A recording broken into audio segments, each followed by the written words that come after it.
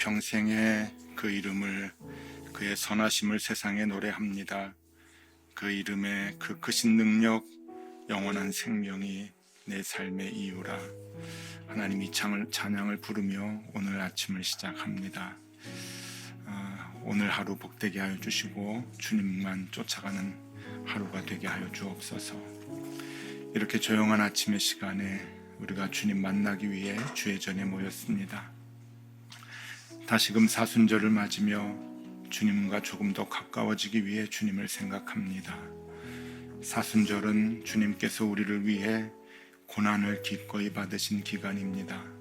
한 해 한 해 이 사순절을 지낼 때 우리도 주님을 위해 기꺼이 고난을 받게 하여 주시고, 주님께서 그렇게 사셨듯이 남들을 위해 기꺼이 희생하며 사는 우리가 되게 하여 주옵소서.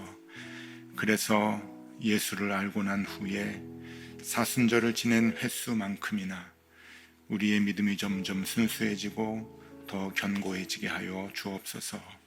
그렇게 의에 줄이고 목마른 자의 삶을 살게 하여 주시옵소서. 고난이 있어야 부활이 있음을 알게 하여 주시고, 고난을 통해 부활의 소망을 꿈꾸게 하여 주시옵소서. 하나님, 이 땅을 위해 간절히 기도합니다. 이 땅이 매우 혼란스럽습니다. 정치적인 상황도 온통 혼란스럽고 사람의 생각들도 온통 혼란스럽지만, 그러나 더욱 우려가 되는 것은 우리 주님께서 보여주신 복음이 왜곡돼 가고 있는 것입니다. 주님이 피를 흘리고 그 값으로 주신 복음을 보여줘야 할 교회가 혼란스럽고 교인들도 참된 진리를 따라가지 못하고 있습니다. 주님, 이 땅의 교회가 그 옛날 가나안의 신들을 쫓는 일을 반복하지 않게 하여 주옵소서. 입으로는 하나님을 말하지만 세상의 풍요와 복을 추구하는 바알 신앙을 갖지 않게 하여 주옵소서.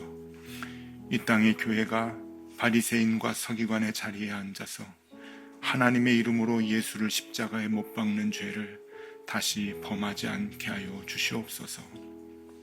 오직 의에 줄이고 목마른 자들이 되어서 하나님의 정의를 이 땅에 세우는 일에 노력하게 하시되, 그 일을 주님이 본을 보이셨듯이 사랑과 희생으로 십자가의 길로 이루어 나가게 하여 주시옵소서. 폭력이 난무하고 사랑이 없어진 교회들을 주님 책망하여 주시고, 정치에 휘둘려 복음을 팔아먹는 교회들을 주님 돈 바꾸는 상을 얻고 채찍질하여 주시옵소서. 주님, 이 땅의 교회가 다시 바로 서게 하여 주시기를 원합니다. 이 땅의 그리스도인들이 다시 십자가의 길을 가게 하여 주시옵소서.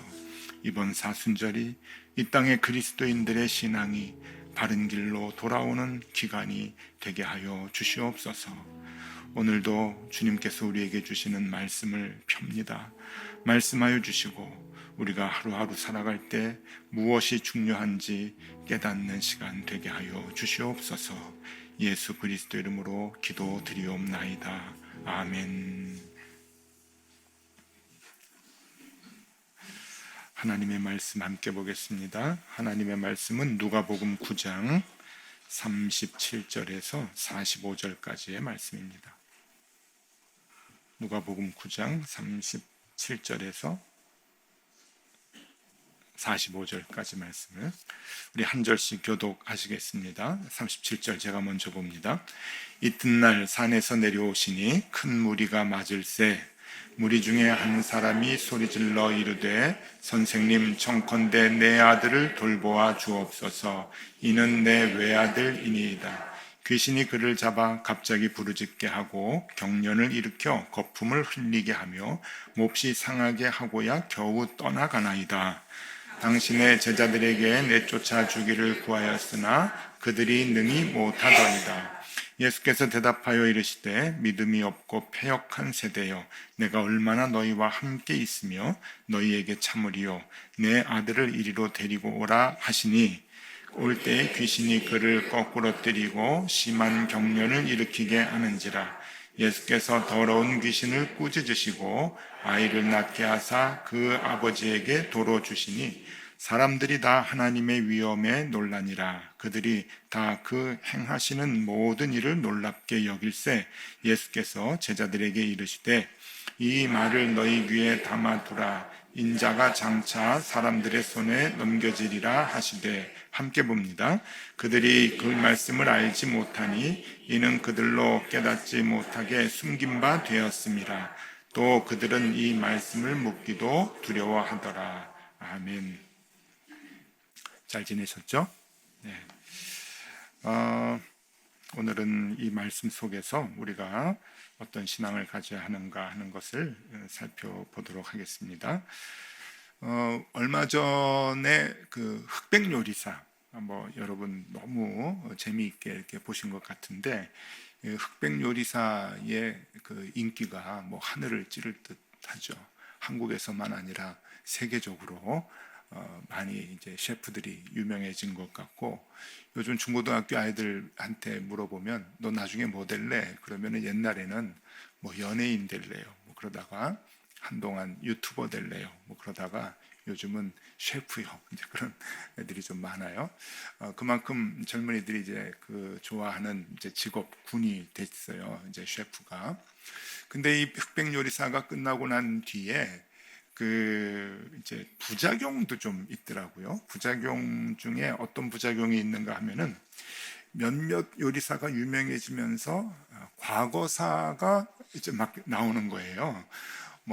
횡령을 했느니, 전과가 있느니, 구워간 돈을 빚을 안 갚는다더니 이런 게 이제 막 이제 나오고, 개인 그 사생활 논란까지 막 나오고 그래가지고, 하여튼 이제 곤욕을 치르는 그런 그 셰프들이 좀 있었던 것 같은데, 이게 그 유명해진다고 하는 게 그렇게 좋은 것만은 아닌 것 같아요. 이게 위험 부담이 이제 많이 있습니다.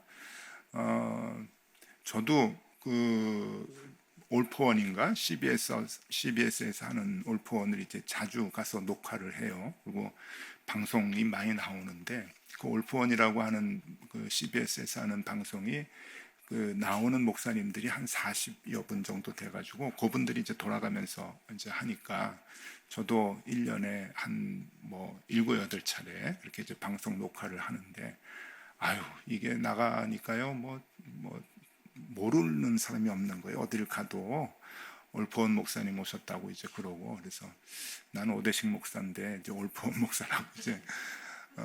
근데 이게 저는 그 성격상 잘 안 맞아요. 이게 그 드러나고 막 그러는 게 이제 두려운 마음이 좀 있는 거예요. 어떤 사람들은 유명해지면은 좋겠다, 또 그렇게 되고 싶어 하는 사람이 있겠지만은, 저는 워낙에 이제 잘못도 많고 허물이 많은 사람이라서, 내 옛날 과거 다 들춰지면 어떡하나 하는 그런 두려움도 있고, 그래서 조용히 목회하는 게 제일 좋지, 이렇게 유명해지거나 드러나거나 그러면은 두려운 마음이 있고 그 값을 치러야 된다 하는 그 생각이 좀 드는데, 지금 이제 그 예수님에 대해서 우리가 이제 그러한 그 시각을 갖고 이제 보면은, 지금 예수님은 유명해지면 안 되는 타임입니다. 이때가. 그러니까 숨으셔야 되는 거예요. 예수님이 유명해지면은 위험한 때이죠. 그래서 어떻게든지 사람들 사이에서 드러나지 않고, 이 사람이 있었나? 지금 어디에 있나?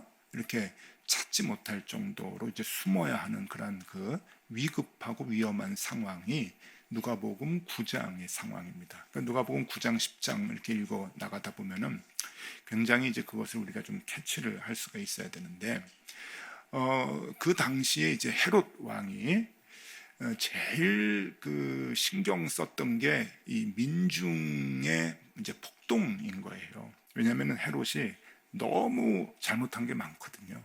헤롯의 이 부도덕한 것과 정치적인 이 잘못들을 일일이 다 나열하기가 이렇게 그 시간이 없을 만큼 이 부도덕한 일들을 이제 많이 행했고, 거기에 대해서 우리들이 기본적으로 이제 알고 있는데, 이 그 바른 신앙을 갖고 외치는 사람이 있는 반면에, 그 헤롯을 찬양하고 헤롯이 위대하다 위대하다라고 옆에서 그 찬양을 하면서 빌붙어서 그 권력을 움켜쥐고 있는 종교인들이 있단 말이죠.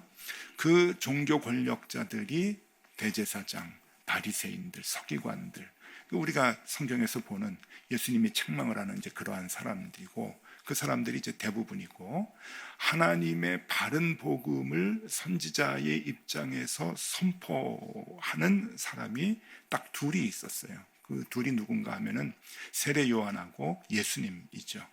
그러니까 세례 요한을 쫓아가는 무리도 있고 예수님을 쫓아가는 무리와 제자들이 있는데, 이 두 무리가 헤롯 왕에게 있어서는 아주 눈의 가시가 되는 거예요. 이 둘만 제거하면은 그냥 모든 그 제사장들과 바리새인들이 다 자기를 칭송해주고 권력을 갖고 통치를 하기에 전혀 어려움이 없는데, 아니 이 두 사람은 계속 이 광야에서 외치는 그런 그 정의를 외치고 하나님의 공의를 외치고 막 그렇게 이제 복음을 제대로 외치다 보니까 헤롯에 이 반하는 그런 그 얘기들을 하게 되거든요. 그러니까 이제 그 꼬투리만 잡혀봐라, 너는 죽는다라고 하는 그런 마음을 가지고 눈을 부라리고 찾는 거죠, 잘못을. 그러다가 이 그러니까 두 지도자, 세례 요한과 예수님 중에 세례 요한에게 꼬투리를 잡아서 세례 요한을 이제 처단을 했죠. 세례 요한을 죽였습니다. 그 세례 요한 죽인 게 누가복음 9장, 오늘 우리 읽은 그 9장에 나오는 내용이에요. 9절 읽어드리겠습니다. 9절. 헤롯이 이르되 요한은 내가 목을 베었거늘 이제 이런 일이 들리니 이 사람이 누군가 하며 그를 보고자 하더라. 헤롯은 이미 처단을 했어요. 그 의붓딸이 이제 엄마의 꼬임에 의해서 세례 요한 목을 이제 가져와라. 이제 진짜 생각만 해도 어마어마한 그 진짜 잔인한 일이잖아요. 딸 시켜가지고, 그래서 세례 요한의 목을 베고 이 쟁반에다가 받쳐가지고 가지고 왔단 말이에요. 그래서 세례 요한은 그렇게 생을 마감을 했습니다. 그 뒤에 이 사람이 누군가, 두 번째 사람을 이제 보는 거예요. 여기 배웠는데 또 세례 요한 같은 이제 그 스피커가 나와가지고 계속 또 복음을 얘기하는데, 이 사람 누구냐 이제 그러는 거예요. 이게 예수님이잖아요. 그러니까 이제 예수님이 이제 그 딱 이게 타겟이 되는 거죠. 그 다음은 이제 예수라고 하는 사람이다. 이 예수라고 하는 사람이 지금 민중을 몰고 다니면서 뭐 이상한 짓거리를 하고 뭐 병도 고치고 한 사람이 막 모여드는데 그때 이상한 말들을 한다. 이 유대 땅에 자기가 왕이 되려고 한다. 이런 이제 소문이 이제 퍼지게 되는 거죠. 그래서 이제 예수를 잡아 죽여야 되겠다라고 하는데, 그 위중한 시기입니다. 그 위중한 시기라고 하는 것을 예수님께서 간접적으로 얘기를 해주시는데, 누가복음 9장 22절 보면은요, 22절에 이르시되 인자가 많은 고난을 받고 장로들과 대제사장들과 서기관들에게 버림받아 죽임을 당하고 제3일에 살아나야 하리라. 이제 이렇게 얘기를 하시는 거예요. 이제 짐작을 하시고, 세례 요한이 죽었지, 그 다음에 이제 내 차례야. 그러니까 나는 고난을 받아서 죽어야 하는데 너희들이 그것을 알아야 한다. 이 시기가 그런 시기다라고 하는 것을 얘기해 주고 있습니다. 그러면 아까도 얘기했듯이 이제 예수님은 잠시 쉬어야 돼요. 일보 전진을 위해서 뭐 이보 후퇴한다, 뭐 이런 말이 있듯이 큰 대업을 이루기 위해서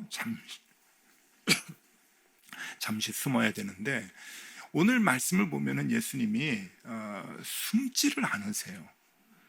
숨어야 되는 상황에 병을 고치시는데, 병을 고치시는 것도 굉장히 막 드러나게 이제 막 병을 고치시는 거죠. 예를 들어서 그 실로암의 그 소경을 고치셨을 때는 굉장히 조용하잖아요. 그냥 진흙을 발라주시고 일어나서 씻어라, 그렇게 이제 조용히 하는데, 여러분 이 귀신 들린 아들을 고친다고 하는 것은, 일단 귀신이 들린 아들이 그 마을에 있다고 하는 것은 마을이 온통 이제 그 걱정거리고 소란거리잖아요. 거기에 예수님이 오셔가지고 이 아이를 고친다, 아들을 고친다고 하는 것은 어마어마한 그런 그 사건인데 소문이 그냥 막 나는 거예요. 중풍병자를 그냥 일으키는 정도가 아닌 거죠. 근데 이러한 엄청난 그 퍼포먼스가 지금 이루어지는데 이거는 예수님이 하시면 안 되는 거죠. 왜냐하면은 소문이 뭐 금방 빠져 이렇게 그 퍼져나가는 일이기 때문에 그래요. 이 이제 그림 얘기를 좀 하면 화가들이 이 장면도 이제 많이 그리는데 제일 잘 그린 분이 제임스 티소라고 하는 분 같아요. 이분은 성경을 사실적으로 잘 묘사를 하는데 그림 한번 좀 보여드리겠습니다. 보시면은 물론 예수님이 저렇게 하얀 옷을 입고 다니지는 않으신 것 같은데 제임스 티소의 그림에는 예수님을 구분하기 위해서 늘 흰색 옷을 이렇게 입혀주세요. 흰색 옷을 이렇게 입으시는데 저기에서 제가 너무 감동을 받은 것은 저 아들의 그 발작하는 모습인 거예요. 너무 사실적으로 이제 그렸잖아요. 여기에 보니까 그 성경에 보니까 이 귀신이 그를 거꾸로 들이고 심한 경련을 일으키게 한다라는 표현이 있어요. 그것을 이렇게 이제 그 잘 표현을 해낸 것 같아요. 그리고 저 끌어안고 있는 사람은 아버지겠죠. 아버지.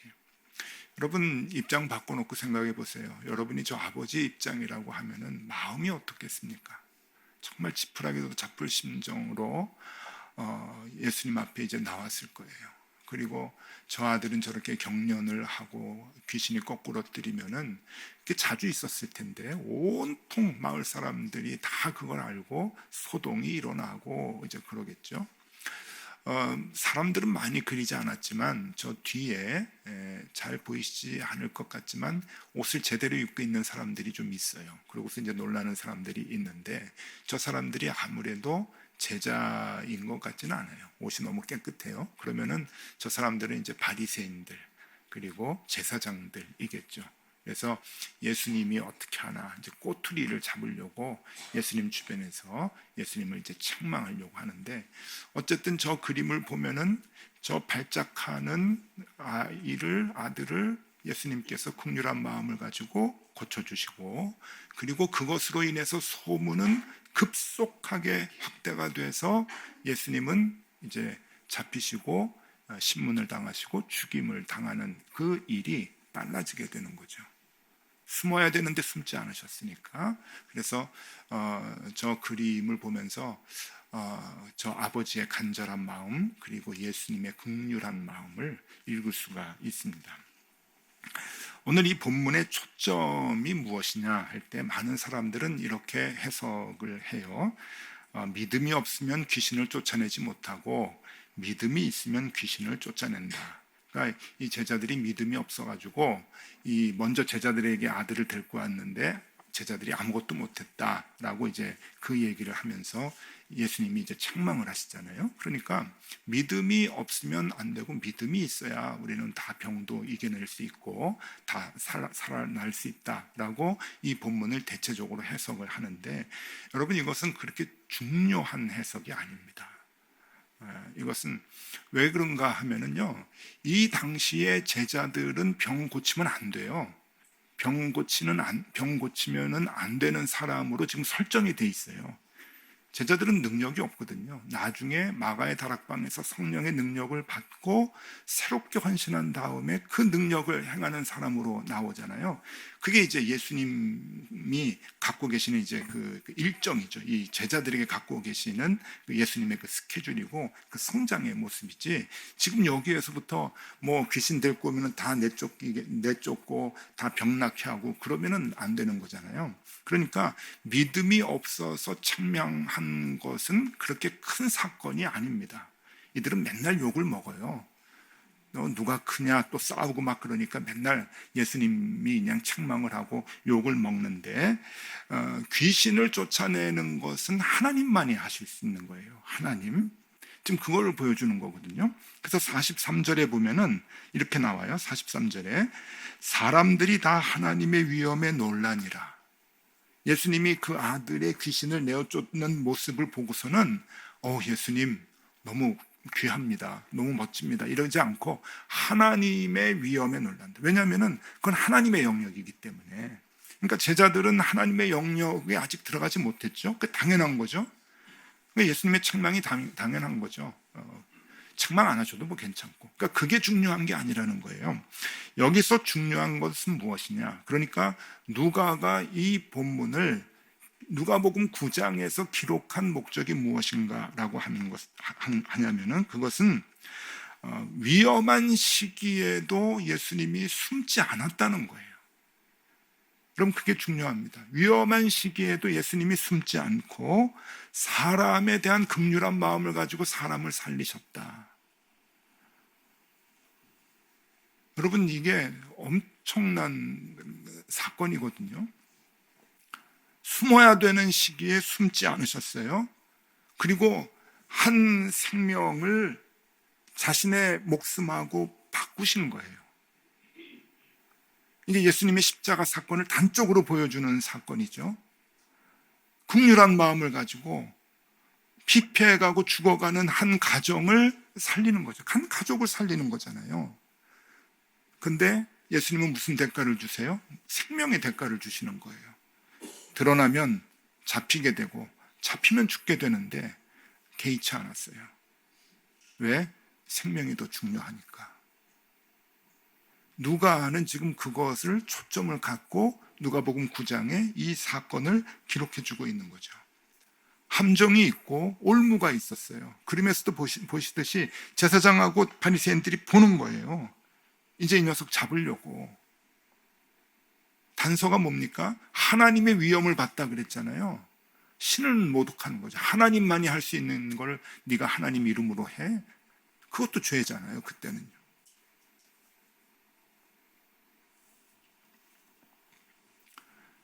귀신 들린 사람은 고쳐주지 않아도 됐습니다.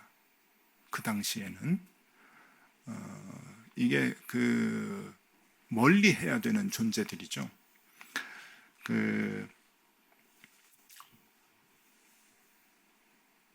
제가 꽤 오래전입니다. 선교사 훈련을 받을 때인데요. 정확히 1997년도인 것 같은데, 꽤 오래됐네요. 벌써 30년 전이니까. 장로회 신학대학에 들어가서 거기 이제 숙소가 있어요. 8주 동안 저희 아내하고 들어가서 먹고 자고 하면서 다른 선교사님들하고 이제 훈련을 받는데, 총회 파송 훈련, 선교사가 되기 위해서 이제 훈련을 받는데, 그 장로회 신학대학교에 우리가 자고 있는 그 숙소의 다른 층에는 제3세계에서 오신 목사님들이 계셔요. 이제 그분들을 학교에서 오게 해가지고 이제 뭐 석사 과정이나 이런 과정을 공부시켜서 다시 보내는 그런 코스가 있었거든요. 그래서 제3세계에서 오신, 아프리카에서 오신 분도 있고 동남아에서 오신 목사님들도 있고 그래서 많이 오셨는데, 우리는 3층에 있고 그분들은 2층에 있고 그러면서 8주를 같이 보내는데 친해졌는데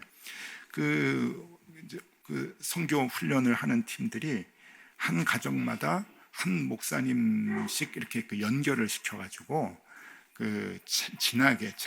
친하게 지내도록 그렇게 했어요. 그분들 외롭지 않게. 그래서 저희도 저희 아내하고 이제 지내면서 인도에서 오신 목사님 2분하고 이제 연결이 됐어요. 그래서 그분들하고 이제 얘기도 하고 뭐 커리 얘기도 하고 뭐 이러고 이제 손짓발짓 하면서 8주를 지내는데, 긍휼한 마음이 좀 생기는 거예요. 이분들이 제일 먹고 싶어 하는 게 커리인데, 오뚜기 카레 넣는 게 안 되는 거예요. 이분들의 입맛에는 그게 아닌 거예요. 근데 한쪽에서 계속 커리를 이렇게 끓여 먹긴 하는데 그게 한국식 카레이니까, 그래서 제가 수소문을 해가지고 제대로 하는 인도 식당이 있는가 했더니 그 당시에 대한민국에 딱 한 군데 있더라고요. 이태원에 해밀턴 호텔이 있는데 거기 2층에 인도 정통 요리가 하는 레스토랑이 있어요. 그래서 나를 잡아가지고 커리 먹고 싶냐 했더니 아주 먹고 싶대요. 낭하고 이런 걸 먹고 싶다 그래가지고 가자, 내가 한턱 쏜다 그래가지고 이제 저희 아내하고 이 친구들을 데리고 하루는 이제 갔어요. 가가지고 이제 막 이제 거기서 시켜가지고 커리를 이렇게 해서 먹는데 이 친구들이 못 먹어요. 그리고 이렇게 경직돼 있어요. 그래서 왜 그런가 했더니 잘 먹지도 못하고 경직돼 있고 그래가지고 왜 그러냐라고 물어봤더니 그 레스토랑에서 사업하는 사람하고 서빙하는 사람들이 다 인도 사람인데 저 사람들이 나보다 신분이 높다는 거예요. 카스트 제도가 생각이 났어요. 그러니까 대화가 잘 안 돼요. 그러고 보니까 친절하지도 않았어요. 그러고 생각해 보니까 툭툭 갖다 주고. 그러니까 그 30년 전에 인도 사람들 중에 해외에 나가서 사업을 할 정도면은 꽤 신분이 높은 사람들인데 인도에서 어떻게 목사님이 돼가지고 한국에 온 사람들은 신분이 좀 낮으니까 자기네들은 얼굴만 보면 알더라고요. 피부색만 보면 안 돼요. 딱 보고서는 얘네들은 천한 애들, 얘네들은 아유 높은 분들. 그래서 그때 충격을 제가 오히려 받았어요. 충격을 받아서 저도 밥도 잘 못 먹고 아이고 잘못 데려갔구나 생각을 이제 했는데 여러분 현대도 그렇잖아요. 불과 30년 전에도 그런데 2000년 전에 이게 그 신분도 있었지만은 이게 불가촉천민이라고 하는 그 만나면 안 되고 손대면 안 되는 그러한 대상이 있는데 그러한 대상 중에 하나가 귀신 들린 자인 거예요. 유대인들은 만지면 안 돼요. 접촉하면 안 되죠. 레위기 20장 27절 말씀 읽어드릴게요. 남자나 여자가 접신하거나 귀신 들리는 거예요. 귀신 들리는. 그리고 박수무당이 되거든 반드시 죽일지니 곧 돌로 그를 치라. 그들의 피가 자기들에게 돌아가리라. 죽은 사람도 만지면 안 되고 귀신 들린 사람도 만지면 안 되는 거예요. 만나면 안 되는 거예요. 그래서 선한 사마리아 사람들 보면 대제사장과 레위인이 그냥 가잖아요. 그 율법을 지키려고 가는 거예요. 그 긍휼한 마음이 없어서 간 게 아니고 율법을 지키기 위해서 간 거죠.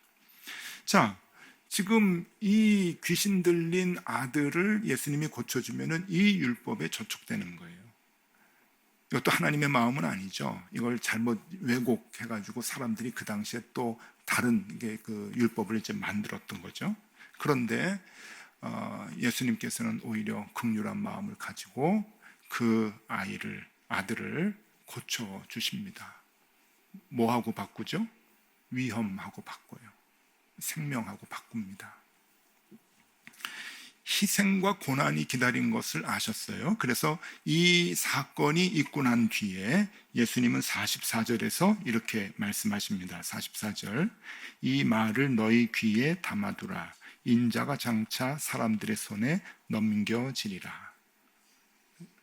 왜 이런 얘기를 하셨을까요? 사건이 나고 난 다음에 기뻐해야 될 텐데, 그리고 모두가 다 이 사건의 의미를 예수님께서 가르쳐 주시기를 바라야 될 텐데 예수님이 그걸 얘기하는 거예요. 나는 이제 사람들 손에 넘겨지게 된다. 내가 이 사건을 통해서 이 기적을 베푼 것을 통해서 이제 나의 생명은 조금 더 단축이 된다라고 하는 것을 얘기를 합니다.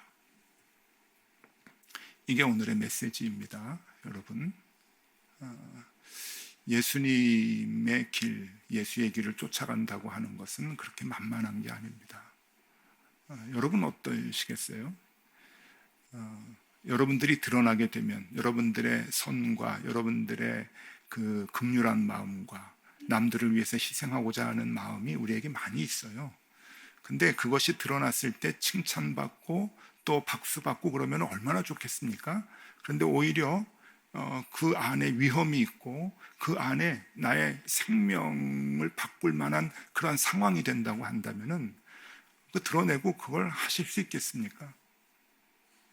요즘은 그리스도인이라고 하는 것이 커밍아웃이라고 얘기할 정도로 예수 믿는다, 교회 다닌다라고 하는 것 밝히기가 어려운 시대라 그러잖아요. 특히 젊은이들이 그래요, 회사에서. 제가 한번 말씀드렸잖아요. 우리 아이가 회사에서 매칭 프로그램이 있다고 그 고참들이 야 너도 이름 써봐. 같은 회사 내에서 그 총각 그 처녀들 이렇게 매칭해주는 거 서류를 이렇게 주고선 쓰라고 그러더래요. 그래서 썼대요. 만나고 싶으니까. 썼는데 종교란이 있는데 기독교라고 쓰려고 하니까 그거 쓰면 안 돼. 선배들이 그러다는 거예요. 그거 쓰지 말라고. 기독교 별로 요새 인기 없다고. 그래도 쓰셔야 됩니다. 그래도 도와주셔야 됩니다.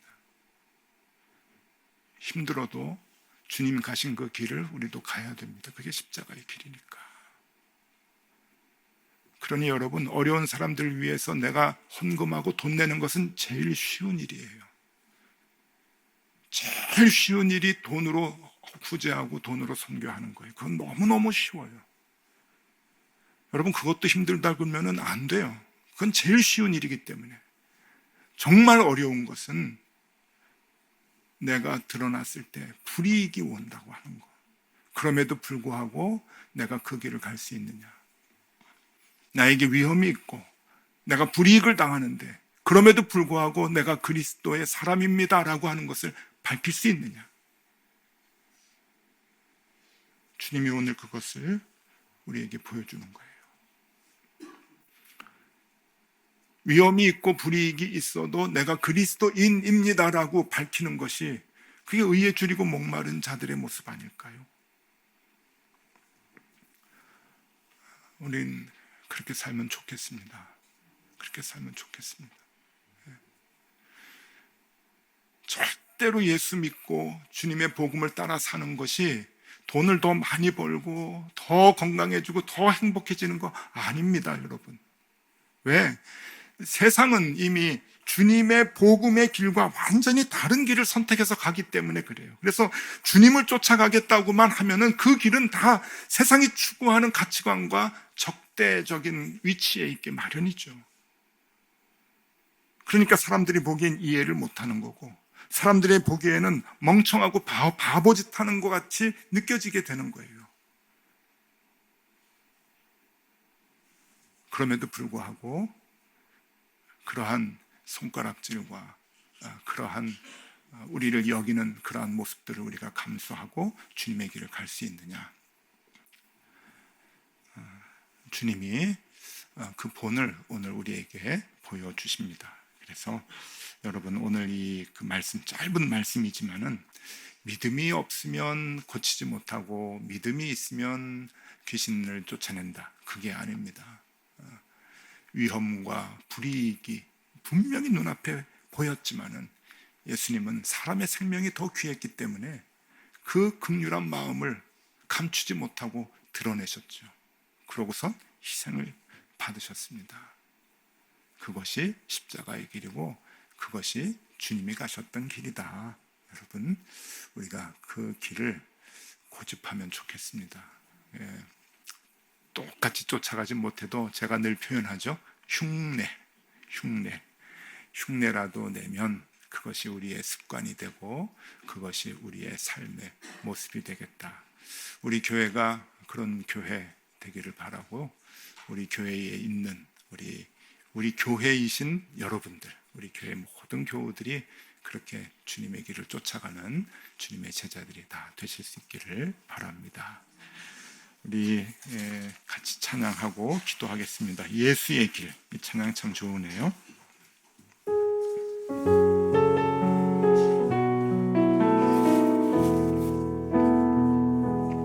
안개 속에서 주님을 보내 아무도 없을 것 같던 그곳에서 손 내미셔서 나를 붙드네. 길고 쓰러져 가던 그곳에서 주 말씀하시네. 내 손 잡으라고.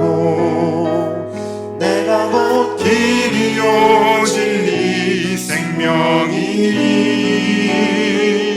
나 그들을 보내. 주의 미하신 곳 다른 길로 돌아서니 아들이 예수의 길 그 좁은 길 나는 건네 주 손잡고 그 무엇도 두렵지 않네. 주님 주신 약속 내게 있으니 세상의 길 그 험한 길 승리하네. 성령으로 그 무엇도 바라지 않네. 저 하늘에 손소마 있으니 예수의 길 한 번 더 합니다. 예수의 길 그 좁은 길 나는 건네 주 손잡고 그 무엇도 두렵지 않네. 주님 주신 약속 내게 있으니 세상의 길